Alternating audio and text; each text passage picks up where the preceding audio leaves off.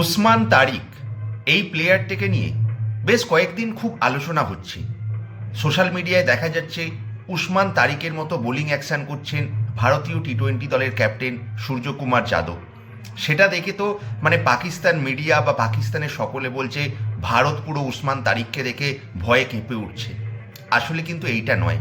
দেখুন, আমি মানছি ওসমান তারিকের হাতে ভেরিয়েশন আছে।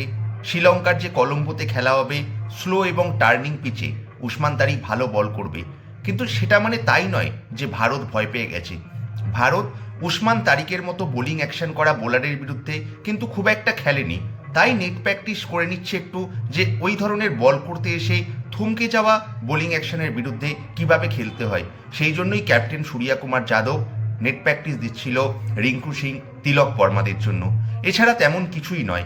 তবে দেখুন, এটা টি-20 ক্রিকেট, এখানে কে বলতে পারে ওসমান তারিকই হয়তো মার খেয়ে গেল, হয়তো পাকিস্তানের অন্য কোনো স্পিনার মোহাম্মদ নওয়াজ বলুন, শাদাব খান বলুন বা আবরার আহমেদ আরও বেশি ইকোনমিক্যাল বল করলো।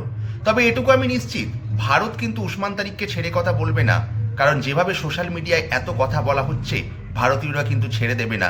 এই ওসমান তারিক, বি কেয়ারফুল, এটা কিন্তু অন্য কোনো প্রতিদ্বন্দ্বী নয়, এটা টিম ইন্ডিয়া। এই টিম ইন্ডিয়ার কাছে কিন্তু সব কোয়েশ্চেনের অ্যান্সার অ্যাভেলেবেল থাকে। তাই আমার মনে হয় ওসমান তারিককে নিয়ে যে যাবতীয় জল্পনা কল্পনা, আজকে সন্ধেবেলায় তার অবসান করবে ভারতীয় ক্রিকেট টিম।